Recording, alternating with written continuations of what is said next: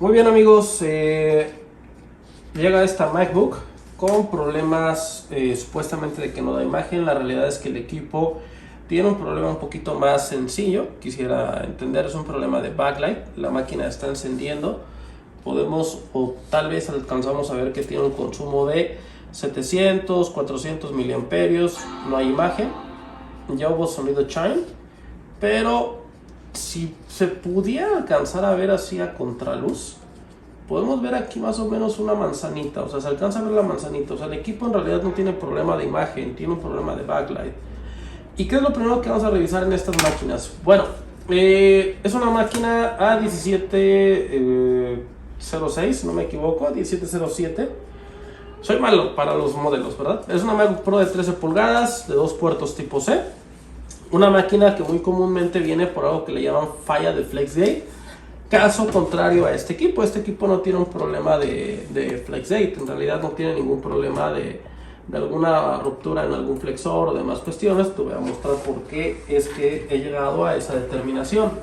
El problema de brillo en la pantalla en estos modelos de equipos da mucho de hablar en el caso de este cable que tenemos de este lado. Es decir, este flexor que tú alcanzas a ver en la pantalla tiende a romperse de aquí.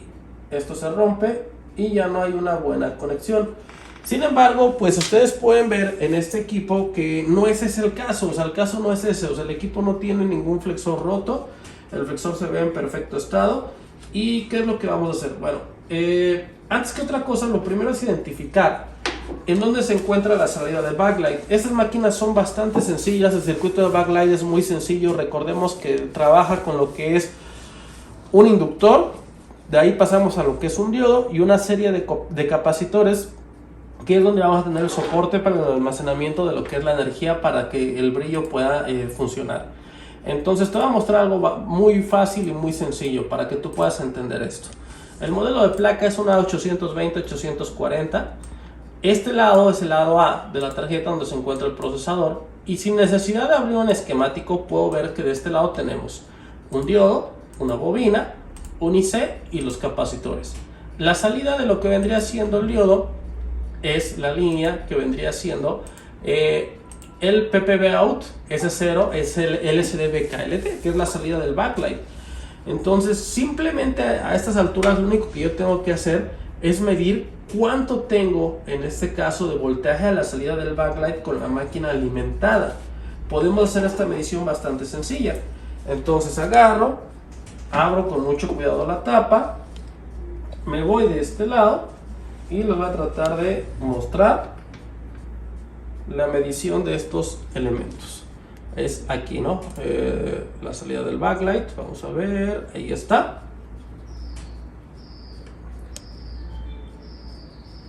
Ahí está. Vamos a ver voltaje. Y lo que quiero ver aquí es qué voltaje tengo yo a la salida de estos capacitores que tenemos aquí. Vamos a encender de nuevo la máquina y notemos aquí el voltaje que tenemos después del sonido chime.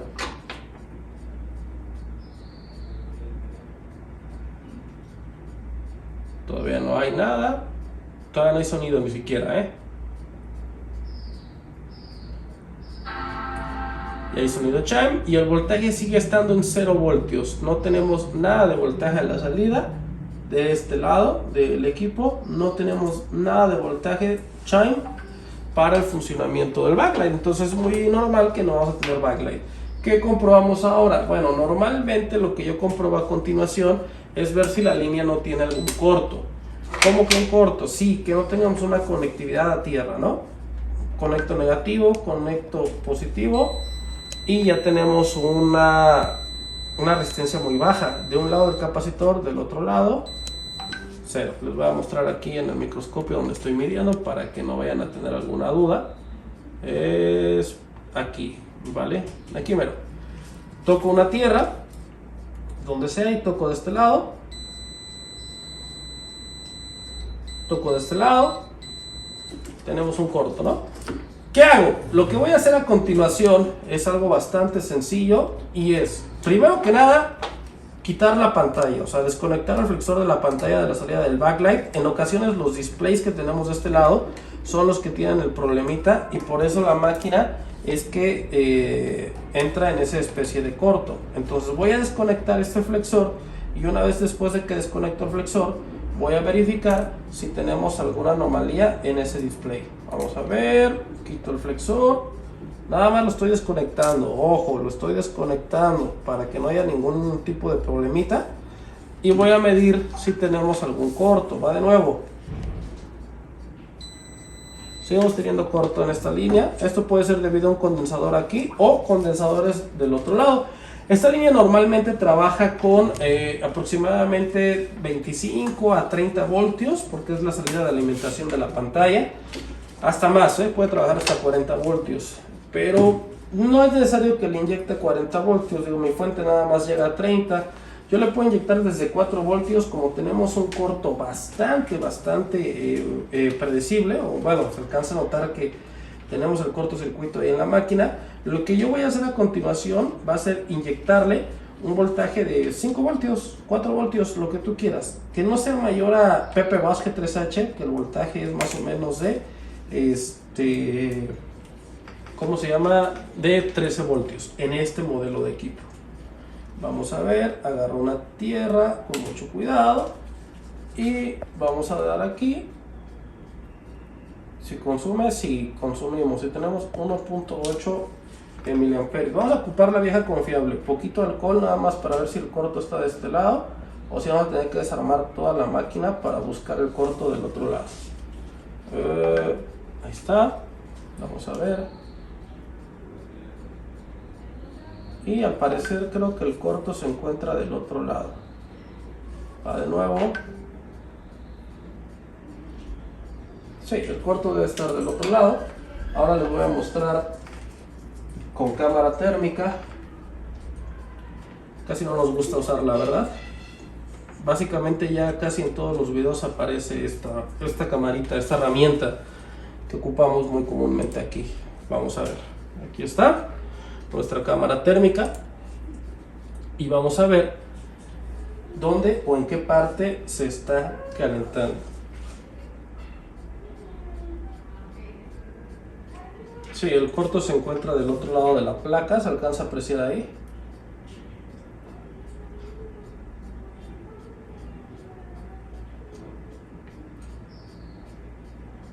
Sí, está del otro lado de la tarjeta. Me encantaría decirte que está ahí, pero al parecer se encuentra del otro lado de la tarjeta el cortocircuito, por lo cual vamos a proceder a desarmar la máquina.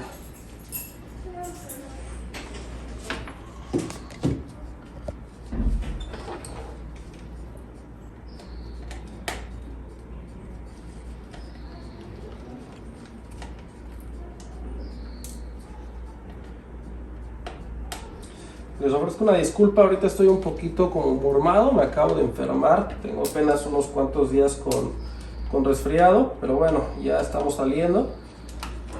Por eso es que se escucha mi voz un poquito más así tosca, y de repente van a escuchar ahí de repente que ando haciendo ahí algunos sonidos medio extraños, pero no es no es COVID, chavos, solamente es un resfriado. Ya vamos de salida. En lo que desarmamos esta cosa, de repente es muy fácil poder diagnosticar esto cuando llegan los equipos con el flex roto, el famoso flex gate. Se repara reemplazando el flex. Normalmente lo podemos hacer reemplazando el flex. Hay quienes lo pueden reparar, excelente opción. Sí, la técnica que ellos tienen para soldar es muy buena, se puede reparar sin ningún tipo de problema. Pero en el caso en el que tenemos nosotros aquí, por ejemplo, no es nada de flex, o sea, no es ningún flexor, es un capacitor el que puede que esté dañado, o algún otro controlador.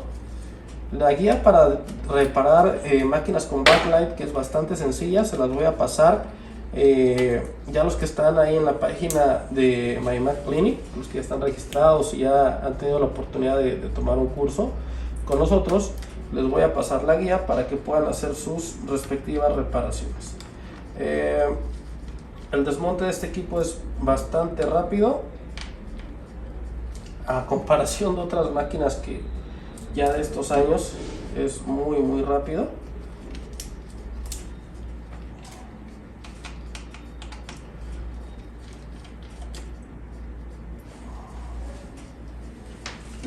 Bien, vamos a ver. Ya estamos quitando esto y acá está la placa del otro lado. Y vamos a ver en mi microscopio dónde se encuentra el problema, ¿vale? Vamos a ver. Aquí se ve. Bueno, en primera instancia tenemos condensadores que la verdad sí se ven un poquito sucios, un poquito feos. Vamos a proceder a hacer una pequeña limpieza de esta área de la tarjeta madre.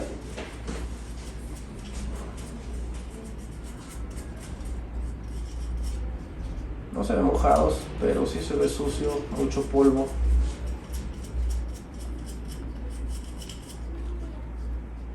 Y aparentemente no se aprecia aquí algún capacitor roto. De estos de aquí no se ve ninguno malo. Vamos a ver si nos equivocamos y desarmamos a lo menso. No se ve nada malo. Vamos a ver. Aplicamos la térmica milenaria. Quiero ver de este lado donde se encuentran las que son la parte de abajo. Vamos a aplicar el calorcito en la tarjeta madre y vamos a ver cuál se calienta. Aquí está, es este de aquí. Fíjense, es el de aquí en medio.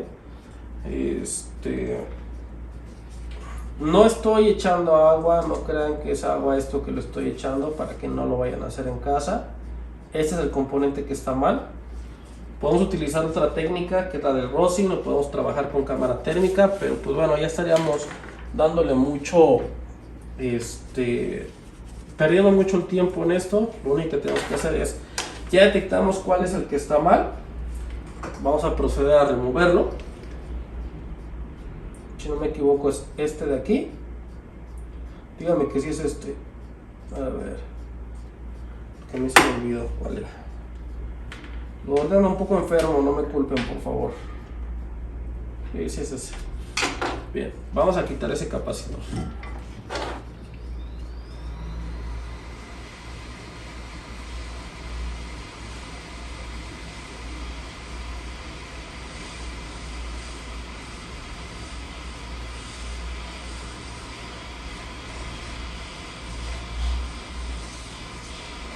Capacitor, lo ponemos aquí para que no nos haga, no vaya a ser que quitamos el incorrecto, y vamos a verificar si la línea sigue teniendo corto, ¿no?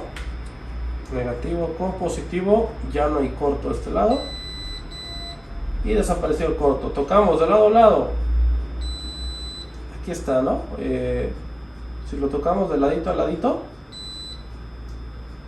miren, y aquí ya se alcanza a ver la fractura del capacitor.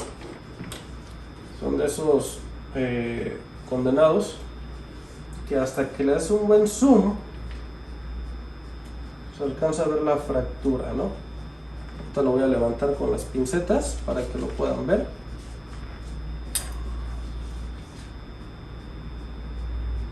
Vean, ahí se alcanza a ver la fractura del capacitor. Capacitor con una fractura. Y pues bueno, técnicamente vamos a tener que reemplazar el capacitor.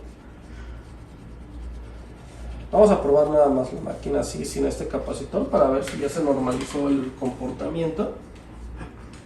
Digo, se tiene que hacer una limpieza bastante exhaustiva en este equipo, porque se ve todo lleno de polvo, así todo feo. Vamos a aprovechar para hacer un mantenimiento y pues bueno, obviamente colocarle el capacitor que le hace falta. Esto es cubre polvos, ahorita se lo quitamos. Vamos a ver. Voy a nada más montar lo necesario para ver que el equipo pueda encender y sobre todo ver si el comportamiento de la máquina pues ya es diferente, ¿no? O sea, esperando que ya nos dé backlight, o sea, que ya nos pueda mostrar imagen, porque decía el cliente que no daba imagen. En realidad el problema no era que no diera imagen, el problema era que no daba luz. Entonces vamos a hacer lo siguiente: agarramos, colocamos esto aquí, dar los elementos necesarios para ver que está encendiendo, que es la pantalla y cosillas así. El trackpad no se lo voy a conectar y vamos a ver cómo se comporta el equipo, ¿no? Acuérdense que el equipo se encendía y hasta daba sonido chime. No le conecté las bocinas, están encendiendo ahorita 600 miliamperios. Puede que no dé luz si no le hemos trabajado el fusible, porque no checamos el fusible. También puede que el fusible esté mal.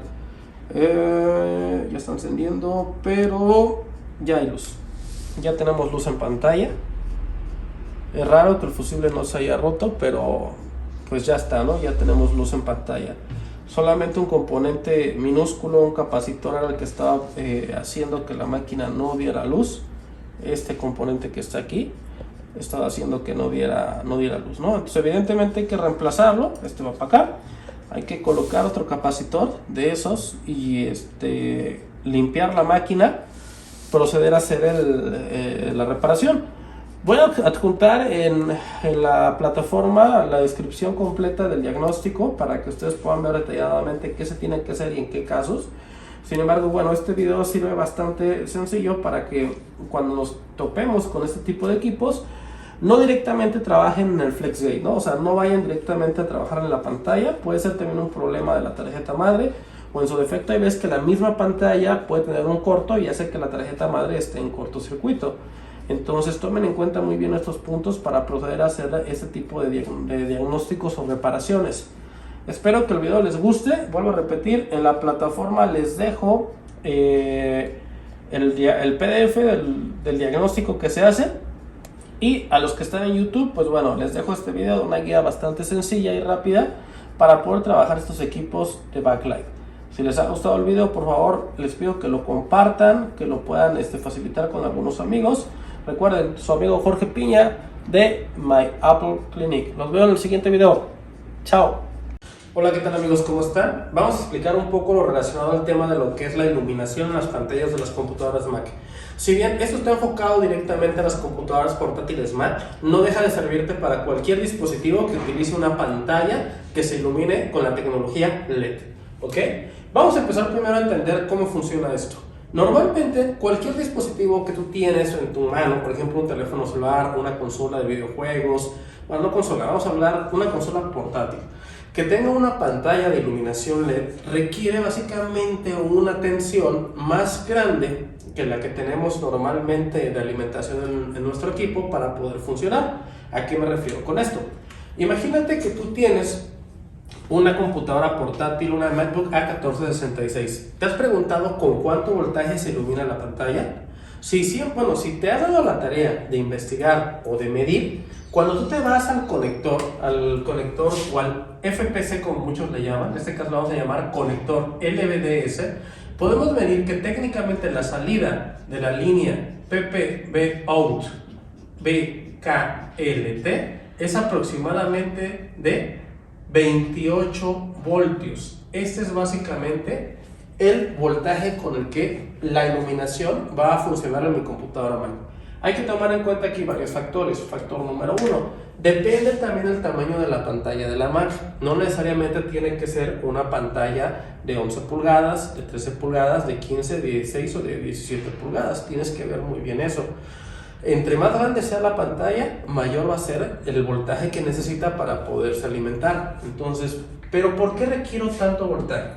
Primero que nada, la iluminación está compuesta por diodos, que son diodos tipo LED. Debes entender que un diodo, como cualquier tipo de diodo rectificador, se compone de elementos como un ánodo y un cátodo, que son los componentes con los que vamos a permitir que la tensión pueda pasar o el voltaje pueda conducirse de un lado hacia el otro, o sea, del ánodo hacia el cátodo, siempre en una sola dirección, dependiendo del diodo obviamente. Entonces, tenemos aquí por ejemplo un diodo rectificador normal. El voltaje va a pasar, por ejemplo, aquí, pasan 10 voltios, pasan a través de este diodo y llegan de este lado. Pero debes tomar en cuenta algo. Entre estos dos puntos, entre lo que es el ánodo y el cátodo, tenemos algo que se le va a llamar una pequeña barrera del diodo. ¿Qué es esta barrera del diodo? Es una cuota. es vamos a llamarlo así, un peaje que le va a cobrar el diodo siempre a la tensión que va a pasar a través de él. ¿Cómo es esto? Es decir, si yo paso 10 voltios, para que los 10 voltios puedan pasar del ánodo hacia el cátodo, necesito pagarle a esa barrera ese voltaje, o más bien el voltaje que me está pidiendo para que lo demás pueda llegar de este lado. Normalmente en este tipo de diodo es de 0.7 voltios, o sea, 700 milivolts. A 10 voltios le quitamos 700 milivolts, de este lado tendríamos 9.3 volts, ¿sí se entiende? Es decir, cualquier voltaje que pase y que sea mayor a la barrera del diodo va a poder llegar de este lado. Te voy a poner otro ejemplo. Si esta barrera es de 0.7 voltios y yo quiero meter un voltio aquí para que llegue de este lado, acá me estaría llegando 0.3 volts, o sea, 300 milivolts. Espero que se entienda muy bien esa parte. Ahora, ¿qué va a pasar aquí? Toma en cuenta ahora el siguiente punto. Para que los LEDs puedan conducir, la barrera de un diodo LED es mayor a la barrera de un diodo normal. Normalmente su barrera que tenemos de este lado es aproximadamente de 2.5 voltios. Todo depende del tipo de LED, exactamente el color y demás cuestiones.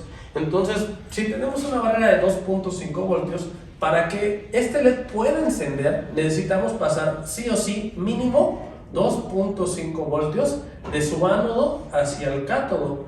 Cuando mínimo 2.5 voltios pasan por aquí, este LED va a empezar a iluminarse. En otro video les voy a mostrar cómo es esto. Entonces, aquí hay que tomar en cuenta lo siguiente. Tú en tu pantalla no tienes solamente un LED, tienes un conjunto de LEDs. Entonces tenemos que cubrir toda esa suma de esas barreras de LED. Si tú en tu pantalla, por ejemplo, tienes 10 LEDs, imaginemos que tienes 10, 1, 2, 3, 4, 5, 6, 7, 8, 9, 10, y cada barrera es de 2.5 voltios. Al final, estos dedos están interconectados de forma serial. Al final tú tienes que cubrir la suma total de las barreras de los 10 LEDs. 2.5 por 10 es igual a 25. Entonces, ¿cuál es el voltaje mínimo que necesitamos para que puedan encender el conjunto de esos 10 LEDs? 25 voltios. Es lo que vamos a necesitar para que ahora sí esto pueda encender los LEDs que tenemos en la pantalla. Muy bien. Muy bien, ahora que vamos a entender. Lo siguiente es, ya sabemos que para que la pantalla de una Mac se pueda iluminar, tenemos que tener sí o sí mínimo 25 voltios. Esto es lo mínimo que necesitamos para que una computadora pueda encender su pantalla. Pero ahora vamos a tomar en cuenta algo. Tú sabes que en la pantalla de tu MacBook, o más bien en la tarjeta madre de nuestro MacBook, tenemos el voltaje más grande, se llama DCIN, que es el voltaje que viene del cargador. Y normalmente no sobrepasa los 20 voltios, ¿estás de acuerdo? Es decir, cuando tú conectas al cargador tenemos 20 voltios. ¿Cómo podemos hacer para tener un voltaje mayor? Y es aquí donde viene la magia del conjunto de circuitos que van a trabajar para poderlo lograr. Se le va a conocer como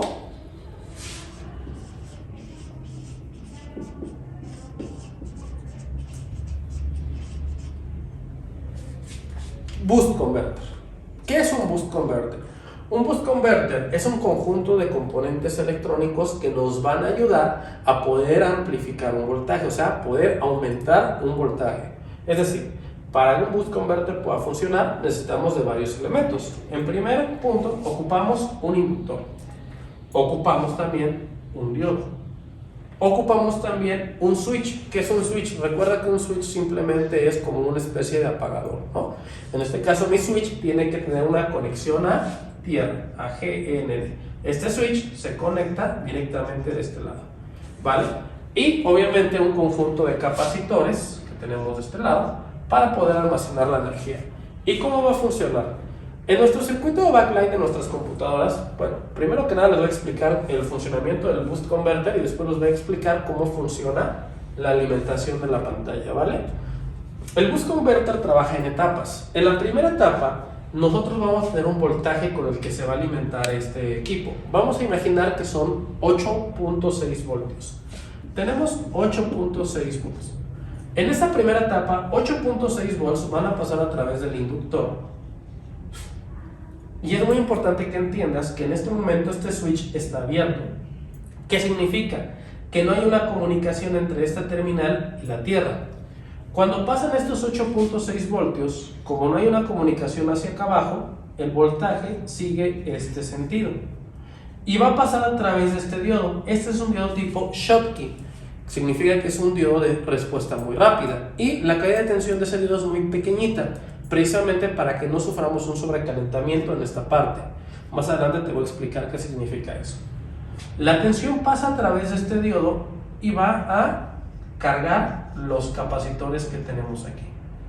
Aquí, hasta este punto, en esta primera etapa, tenemos 8.6 voltios. ¿Se entiende? En esta primera etapa. La segunda etapa, ¿cuál va a ser? En la segunda etapa va a entrar en juego lo que es un PWM, una modulación por ancho de pulso. Ya tenemos en la plataforma clases sobre lo que es un PWM. Lo que va a ocurrir ahora aquí es lo siguiente. Este LP8550, que es el controlador de las computadoras Mac, en algunos modelos más recientes es el LP8400. Lo que va a hacer aquí es, va a tener una comunicación, o más bien va a conectar este switch con una tierra. ¿Qué le pasa al voltaje cuando se conecta a una tierra? El voltaje se va a drenar. Lo que va a pasar aquí es que este voltaje que estaba aquí va a caer directamente acá. Es decir, hasta este punto aquí tenemos 0 voltios. ¿Qué va a pasar acá? El voltaje que teníamos aquí, aunque este voltaje intente regresar, no va a poder, porque tenemos aquí este diodo que va a impedir que el voltaje pueda regresar. Entonces, ¿qué es lo que va a ocurrir? No va a poder regresar el voltaje de este lado. Entonces aquí seguimos teniendo 8.6, aquí tenemos 0 voltios. El inductor de este lado se va a comportar en corriente directa muy diferente. Lo que va a hacer este inductor es impedir que este cambio brusco de sentido de la corriente drene el voltaje que tenemos en este inductor. Es decir, aquí tenemos 8.6 voltios almacenados, aquí tenemos 0 voltios y aquí tenemos 8.6 voltios. ¿Ok? Esta fue la segunda etapa. ¿Qué etapa sigue? La tercera. En la tercera, mi driver se va a encargar de soltar este switch. ¿Qué pasa cuando suelta la tierra de aquí? El voltaje que se acumuló aquí, estos 8.6, van a tener una fuerza electromotriz que venía anteriormente de este lado, que va a empujar a los 8.6 que teníamos de este lado. Es un efecto como de una manguera. Cuando tú tomas vamos a llamarlo así, de un grifo de agua, lo que tú haces, si tú tapas un grifo de agua o una manguera, por ejemplo, lo que va a ocurrir aquí es que va a sufrir una acumulación de presión. Cuando tú sueltas esa manguera, esa agua va a salir con mucha presión durante una fracción de segundos. Esa presión va a ser el doble de lo que tenía anteriormente, o puede ser inclusive hasta el triple de cuando tú normalmente tenías un flujo constante de agua. Aquí va a pasar algo muy similar. Cuando nosotros teníamos el cortocircuito aquí y aquí teníamos 0 voltios, la bobina actuó como una pequeña tapadera que impedía que el voltaje que teníamos aquí pudiera descargarse aquí. Entonces, el voltaje de aquí se sumó con lo de aquí y generó una presión más alta. Durante una fracción de segundo, aquí alcanzó un pico de 8.6 más 8.6, son en total 17.2, un pico de 17.2 voltios, alcanzó aquí un pico de 17.2 voltios que pasan a través del inductor y se van a sumar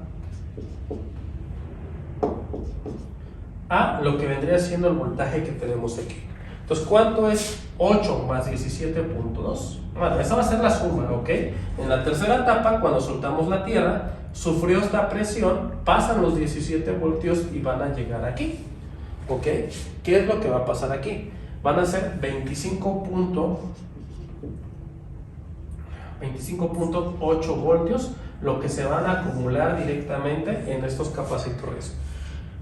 Hasta este punto se hizo en estas tres etapas de este funcionamiento de este circuito el aumento de voltaje para que podamos llegar acá y poder hacer que la máquina pueda iluminar la pantalla. Son 25.8. Así es como funciona el boost converter, a grosso modo. Si no lo entendiste, regresa al video. Y si no, pues bueno, seguimos ahí checando en el foro más cosas para que puedas entender mejor. Siguiente punto. ¿Cómo funciona esta parte? Esta parte va a funcionar de la siguiente manera. Para checar el backlight de una computadora Mac, ¿qué tienes que revisar? Punto número 1, como lo vimos en el video anterior, la salida. ¿Cuál es la salida de voltaje de mi computadora Mac? La salida tiene que ser mínimo 25 voltios. La máquina que tú quieras mínimo tiene que tener 25 voltios. Si tú no tienes 25 voltios, es muy importante que tú corrobores que la salida de lo que es el conector de la pantalla, en la línea de PP, Vout, LCD, BKLT, no tengas un cortocircuito. Ojo, la mayoría de las máquinas o muchas máquinas cuando se mojan generan un corto en lo que es la salida del conector de pantalla y te puede quedar un cortocircuito en esta parte. Entonces revisa aquí que la resistencia, ok, que la resistencia no sea baja. O sea, aquí no podemos tener una resistencia baja o comunicación con GND. Definitivamente no puede pasar así. ¿Ok? ¿Qué más vamos a revisar? Lo que vamos a revisar a continuación también es lo siguiente. Antes de que todo esto funcione, hay un circuito que nos permite la habilitación de esta parte que tenemos aquí, que es un MOSFET canal P y un conjunto de un MOSFET doble canal N que tenemos de este lado, que se va a habilitar por medio de las señales PLT Reset L y lo que es el EDP Backlight Enable, que es básicamente la habilitación que le está dando el CPU a todo este circuito para que pueda funcionar. ¿Cuándo va a existir esa habilitación? Cuando tú conectes un display. En el momento en el que tú conectes un display, esta habilitación va a funcionar para que podamos empezar a trabajar todo este circuito. Pero ¿cómo va a ser esto? Pues bueno, obviamente tú agarras, conectas un display correctamente, va a empezar a funcionar el DDC, el Display Data Channel. El Display Data Channel empieza a comunicarse entre CPU y lo que vendría haciendo mi pantalla, y lo que va a ocurrir aquí es que ya que detectas una pantalla conectada, el EDP Backlight Enable, el EDP Enable y el PLT Reset van a funcionar, haciendo que estos MOSFET canal N tengan una comunicación entre lo que es esta tierra y la salida de esta resistencia. Debes saber que esto es un divisor de tensión R1, R2 y voltaje de salida. La tensión que tenemos de este lado es el famoso fusible. Sí, ese famoso fusible que normalmente nosotros cuando nos llega una máquina que nos da backlight le hacemos jumpers. Ese famoso fusible que nos saltamos muchas veces es este que está aquí, el cual pasa o permite el paso del voltaje de PP-Bus G3H a través de él.